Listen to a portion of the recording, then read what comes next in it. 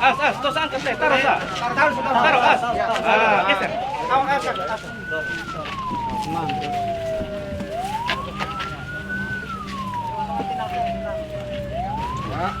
Jadi setiap kali kalau menerima kabar ya bahwa ini ada jenazah yang kembali, itu di otak kami, wah ini ada lagi meninggal ya.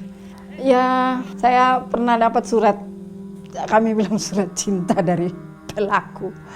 Ya itu sebetulnya nadanya ancamannya dari pelaku sebetulnya. Di sini untuk meredam, membuat hati kami ciut untuk meneruskan langkah kami. Sebetulnya saya sering takut karena kami masuk dalam pusaran mafia.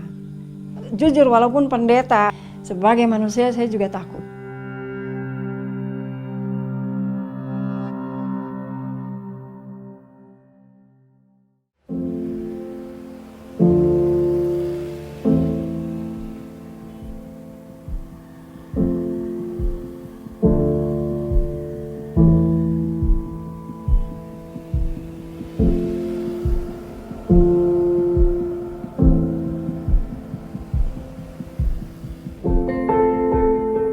Sebetulnya ini wartawan.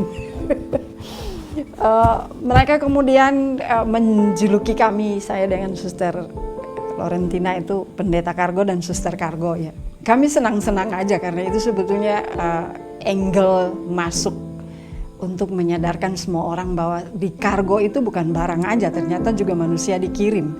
Dan kami ada di situ untuk mengungkap lebih luas kejahatan ini. Provinsi NTT itu ditetapkan sebagai provinsi ketiga terbesar di Indonesia yang memang kantong kemiskinannya banyak. Dan terutama di daerah-daerah terpencil pedesaan. Di daerah-daerah yang disebut sebagai daerah hotspot area, cukup tinggi kasus-kasus perdagangan orang. Di situ ada persoalan yang ada kaitannya dengan persoalan tanah. Ternyata hanya 5% masyarakat di pedesaan itu memiliki tanahnya sendiri dan tanah itu kadang-kadang bukan tanah produktif. Jadi manajemen ekonomi rakyat pedesaan itulah yang sekarang menjadi persoalan bagi kami di NTT. Yang menjadi penyebab sehingga orang pergi terpaksa keluar untuk mencari uang cash di tangannya. Setiap kali kalau menerima kabar ya bahwa ini ada jenazah yang kembali, itu di otak kami, wah ini ada lagi meninggal ya. Ya saya pernah dapat surat, kami bilang surat cinta dari pelaku. Ya itu sebetulnya nadanya ancamannya dari pelaku sebetulnya. Di sini untuk meredam, membuat hati kami ciut. Saya percaya kalau kami berjalan dengan Tuhan pasti kami kuat dan berani. Meskipun kadang-kadang juga nyawa taruhan sebetulnya. Karena ini berhadapan dengan mafia besar. Jujur walaupun pendeta, saya rasa Tuhan saya maha besar. Sebagai manusia saya juga takut. Karena itu saya selalu siap. Kalau ada apa-apa udah ngobrolnya lewat WA dan lain-lain jadi. Dan juga rumah ini cukup aman karena dikelilingi oleh tetangga-tetangga yang sangat tahu pekerjaan saya dan sangat melindungi saya.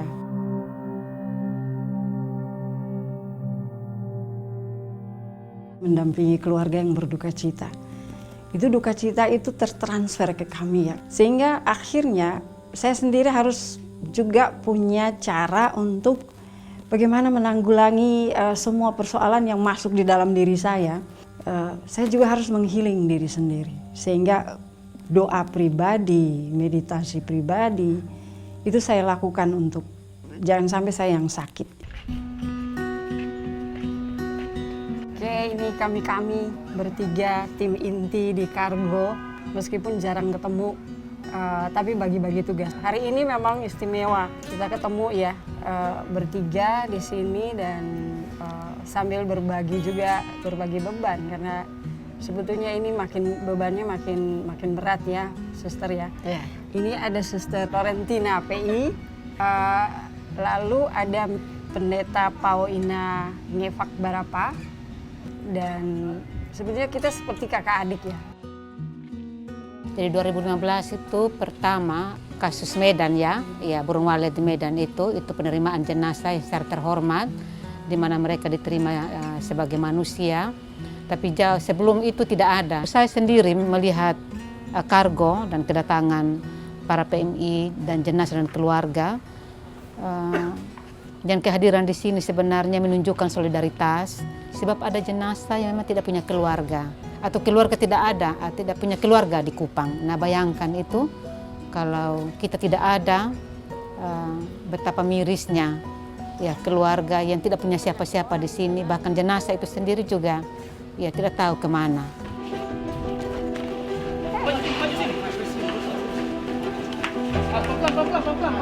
Pelan. Om geseran sini, geser. Ya. Kalau saya secara pribadi, saya merasa bahwa penjemputan jenazah itu ya memartabatkan manusia ya. Jadi manusia tidak dianggap seperti barang begitu saja, tapi bagaimana manusia yang sudah meninggal pun kita hargai ya sebagai manusia. Jadi karena ini kan dikargo dengan barang-barang gitu ya. Setiap peti yang datang itu kami belai, karena saya sudah menganggap bahwa yang pulang ini entah itu saudara saya atau itu anak saya. Ketika kami melihat keluarga yang ikut datang jemput, lalu kemudian sedih dan menangis, kami baru tahu bahwa yang meninggal ini adalah mata rantai ekonomi dari keluarga. Bahayanya dari situ adalah ketika mata rantai ini putus, maka mereka akan cari mata rantai yang lain.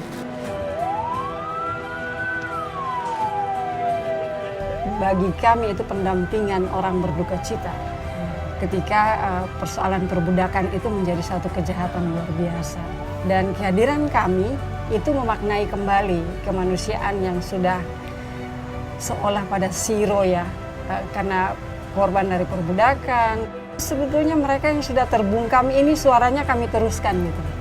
Bagi kami semua orang punya hak untuk pergi mencari pekerjaan. Tapi juga semua orang punya hak untuk kembali dalam keadaan selamat.